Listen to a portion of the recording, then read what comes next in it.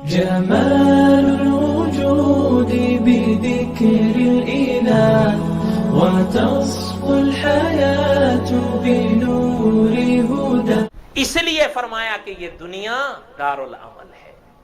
یہاں پر آپ کو جتنے بھی احکامات انبیاء علیہ السلام کے حوالے سے ملیں گے، عام طور پر بھی آپ دیکھیے الف سے یہ تک ہر ایک حکم پر جب آپ عمل کریں گے، ان کا جتنا بھی حکم ہوگا اور آپ اس پر عمل کریں گے، اس کا جتنا بھی نقصان تکلیف ہوگی آپ کو ساری نقد ہوگی اور اس کا عوض سارا ادھار ہوگا.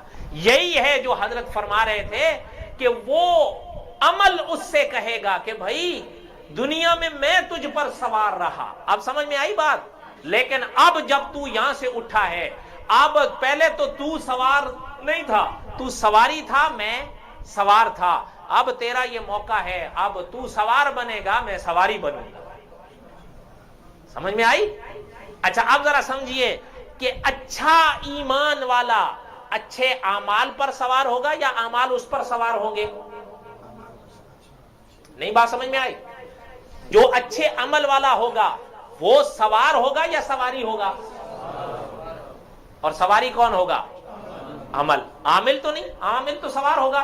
آگے سنیے، علماء نے فرمایا کہ جو گنہگار ہوگا، یاد رکھنا وہاں یہ گنہگار سواری بنے گا، وہ گناہ اس کا سوار بنے گا. یہ آگے تشریحات آ رہی ہیں. حضور نے فرمایا مجھے وہ موقع مت دینا. یہ مفہوم سمجھیے، میں تمہیں اس حال میں نہ دیکھوں کہ تمہاری گردن پر چوری کا اونٹ بیٹھا ہوا ہو اور وہ تمہاری گردن پر بولے اور تم مجھے آواز دو کہ محمد صلی اللہ علیہ وسلم یہاں سے چھڑا دیں. حضور نے فرمایا خدا کی پکڑ سے ہم تمہیں نہیں چھڑا سکیں. یہاں سوار ہوگا. حضور نے فرمایا پتہ چل رہا ہے کہ وہ موقع آئے گا کہ اگر عمل اچھا ہے تو اچھا عمل سواری بنے گا، اچھا عمل سوار بنے گا. اور اگر خدا نہ کرے برا ہے تو برا انسان وہاں پر، یہاں تو مزے لوٹ لیے وہاں پر. اور اگلی بات سنیے، آگے حدیث آ رہی ہے، وہ انشاءاللہ سنیے گا، آپ حیران ہو جائیں گے. حضور نے فرمایا جس نے کسی کی اتنی زمین پر بھی ناجائز قبضہ کیا اس کی سزا سنیے گا، بڑا مشکل ہے. حتیٰ کہ علماء نے بڑا عجیب واقعہ لکھا کہ ایک بادشاہ کے نوکروں نے ایک مائی تھی، اس کی گائے کھا پی گئے، ذبح کر کے کباب بنا کے. مائی کو پتا چلا، بڑی روئی، کوشش کی میں بادشاہ کے آگے بات پیش کروں. تو بادشاہ سے ملاقات بھی تو آسان نہیں تھی. بہرحال ایک موقع پر مختصر قصہ یہ کہ ملاقات ہو گئی اور حسن اتفاق کے اصفہان کے پل پر ہوئی. لیکن مائی بھی مائی تھی نا، کیا کہا بادشاہ کو دیکھتے ہی کہا کہ بادشاہ سلامت. بادشاہ رک گئے. ہمارا کیا بات ہے مائی؟